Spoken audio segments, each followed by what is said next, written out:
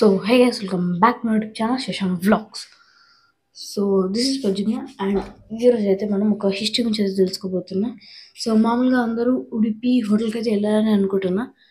So వెళ్ళారు, తినారు, వచ్చేసారు అంతే. కానీ ఉడిపి పేరు ఎందుకు ఎందుకు పెట్టారు, అసలు ఉడిపి అని ఎందుకు పెట్టారు, ఉడిపి హోటల్స్కే ఎందుకు పెట్టారు, అవి ఎందుకని మీకు అయితే చూపిస్తా. ఈ ఉడిపి హిస్టరీ తెలుసుకోవాలంటే మీరైతే మహాభారతం యుద్ధం దాకా అయితే వెళ్ళాలంట, కురుక్షేత్ర యుద్ధం. సో కురుక్షేత్ర యుద్ధంలో కౌరవులు 100 మంది, మళ్ళీ పాండవులు 5 మంది. సో వీళ్ళ సైన్యం మొత్తం కలిపి 50 లక్షల మంది అయితే ఉంటారనమాట. సో వాళ్ళకి మళ్ళీ పాతకాలంలో రూల్స్ ఏముంటాయంటే, నైట్ యుద్ధం ఆపేసారు, అంటే సన్సెట్ అయిన తర్వాత యుద్ధం అయితే చేయొద్దు, అండ్ సన్సెట్ అయిన తర్వాత ఎవరిని కూడా చంపొద్దు, నిద్రలో కొన్ని రూల్స్ అయితే ఉంటాయన్నమాట. సో అందుకనే నైట్ అయితే ఆపేస్తారు. కానీ నైట్ మళ్ళీ సన్ రైజ్ అయిన తర్వాత యుద్ధం స్టార్ట్ చేస్తారు. సన్సెట్ యాక్చువల్లీ పాండవులకి కౌరవులకి ఏం సంబంధం అంటే, వీళ్ళంతా అన్న తమ్ములు, పెద్దనాన్న, బాబాయ్, వీళ్ళంతా వాళ్ళకి సంబంధం అయితే ఉంటుంది. కానీ మీరు మహాభారతం మీకు తెలిసి ఉండొచ్చు.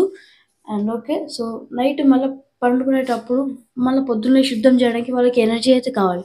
సో ఆ ఎనర్జీ కోసం అయితే ఆహారం అయితే ఉండాలి కదా. సో ఆహారం లేదు కదా, అందుకని భీముడు సైన్యం కలిస్తే 50 లక్షల మందికి ఆహారం చేయవచ్చు.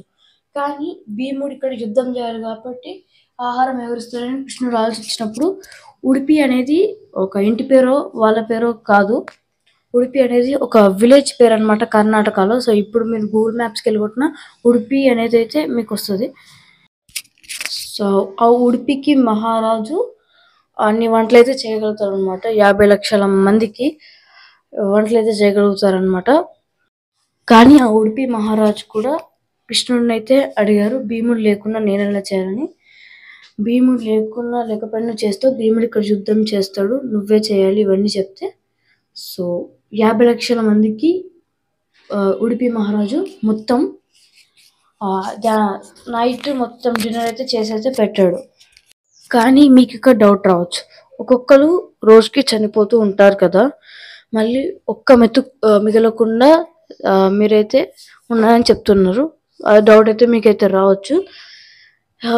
ఎందుకు ఎట్లా మెసేజ్ చేసి అయితే పెడతారంటే, సో రోజు నైట్ కృష్ణుడు ఉడిపి మహారాజు దగ్గరకు వచ్చి బఠానీస్ అయితే తింటాడు అనమాట. సో ఆ పొట్టునైతే లెక్క పెట్టి రేపు ఇంతమంది చనిపోతారు అని చూసి అంత మెసేజ్ చేసి రైస్ అయితే పెడతారనమాట వాళ్ళకి. సో అట్లా 18 రోజులు అయితే మొత్తం చేశారు. సో ఒక్క మెతుకు కూడా మిగిలిన అనమాట నైట్ వచ్చేటప్పుడు. సో మొత్తం పాండవులు వచ్చారు, వాళ్ళకి అయింది. అండ్ ఉడిపి మహారాజుని అయితే గుర్తించవచ్చు.